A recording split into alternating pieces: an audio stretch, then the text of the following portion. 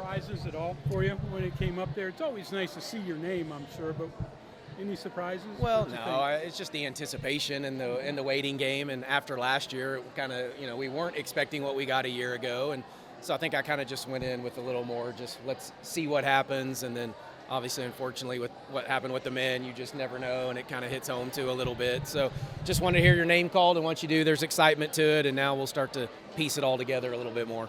Coach, is there any way you can explain to me, and I don't know what your opinion is about the net rankings, but a team that's 12th in the net is a 6th seed. Can you explain that? Well, no, and I've never been in the room to know what all the metrics are. I know they use more than that, but I don't know. I guess the question is why we put so much weight in the net all year long and then don't use that or weigh it more heavily when we're going through it all, which is supposed to be take the human element out, make it computer-based on what you've done throughout the entire season.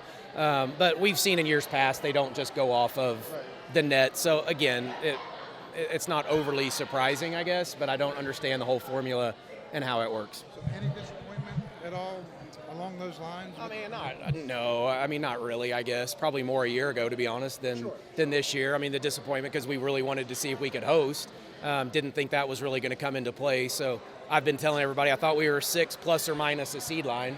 And so if we had been a 5, I probably wouldn't have been shocked. If we had been a 7, I might not have been completely shocked, but thought 5 or 6 was probably where we were. What do you guys have to do in order to be in contention for seeding? I just thought we were probably a couple wins away. I don't know if the Big 12 women in the non-conference had as good of a year as we needed to. And that may have probably cost us a little bit. Baylor played really well here late to sneak into a top 4.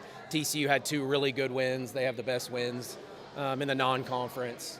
So we just needed probably a few more non-conference wins to get more teams elevated. More quad 1 games would have helped. You mentioned about your prep a little bit. Does it help a little bit? You got that extra day. I know it's still crowded, but that you can put together your scouting reports with not quite as much rush? Well, it does, but now we have the play-in game, so that actually that doesn't necessarily help the prep in one way. We may just have to take a couple days to prepare for one of the teams, and then we can have a couple days to prepare for the other team, where they would be preparing for us on a one-day prep. So still should be advantage us from the prep standpoint. They'll just have now played a game on the floor, and now you got that, just like in a conference tournament where when you get the double bye, you're waiting on people that have already played. So those first quarters, our first quarter on Saturday, will be pretty important. You speak to Chapel Hill and the closest to campus in the region? Yeah, great. I think everybody wanted something a little more regionally based. I know, that Charlotte type, area is good for us and our alumni in West Virginia. So hopefully we can draw, off of that. And then the local, people to Morgantown or just to our state. That's not, I don't know how far is it to Charlotte. What is it, 5-6 hours probably, something along those lines. So it's very much drivable if people want to come check us out. You mentioned not to ask you about any of the opponents, but as far as your prep goes, to go back to that for a second, what's the one thing you're going to be kind of hammering home this week before you start heading to Chapel Hill?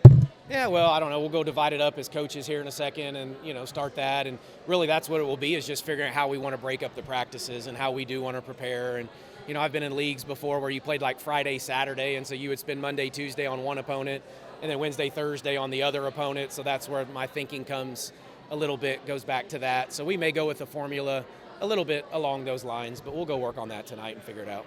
How have you used this past week? Have you done anything with the team? When did they get back together?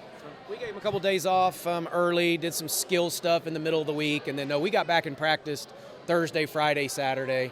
But shorter practices, somewhat intense though, where we could keep their lungs and keep them playing at the right speed.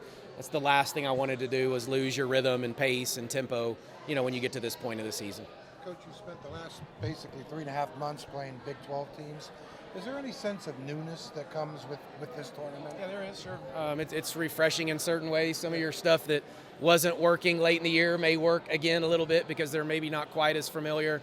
But other than that, it's still, you're just preparing for an opponent. We're just not as familiar. So sometimes that's a good thing, and then sometimes that's a bad thing as well. But for the most part, it will be fun to have some new fresh, teams that we'll play. JJ's last run, how do you approach this with her? Any conversations, or you just let her go? No, I don't know that we'll talk much. I think she's been in the kind of proverbial zone here lately, and kind of on that heater, and I like where she's at. So I don't think there's too much that we have to say to her. I think seniors this time of year, they understand the assignment, and I think she's understood it here for a little bit. So your defense is different than a lot. So have you found in postseason, for those that haven't faced it before, is it problematic for those people? It can be an advantage for sure. Is it problematic? I don't always know.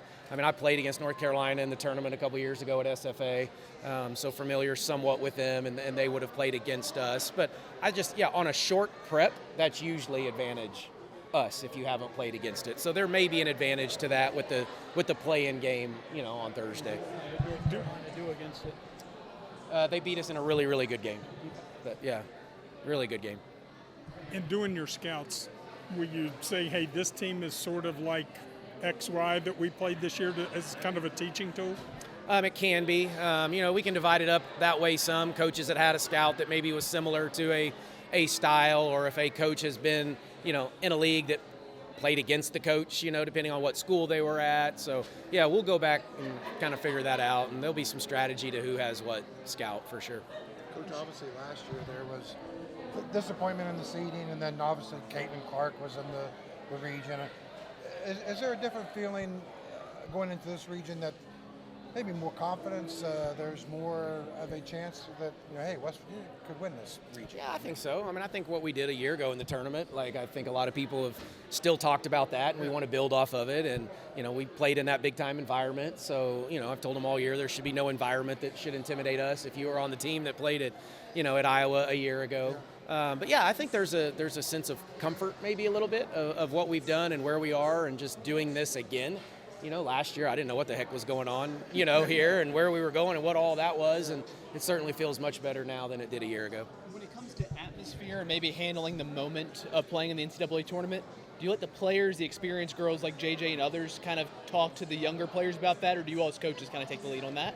It'll be a little bit of both. I mean, we'll probably address it a little bit tomorrow and talk about, things like what does it take to advance, and let the older kids talk that through, but we'll maybe start those conversations. And I would imagine our older kids that have been there will spread the message as well. And but that's the beauty of the Big 12 and the Big 12 tournament is like the feeling in Kansas City last weekend is very, very similar to what you feel in an NCAA tournament. And when you're playing Kansas State and TCU, those are Sweet 16, first, second round type feels. So we've got some experience, and so that feeling should be fairly normal for us.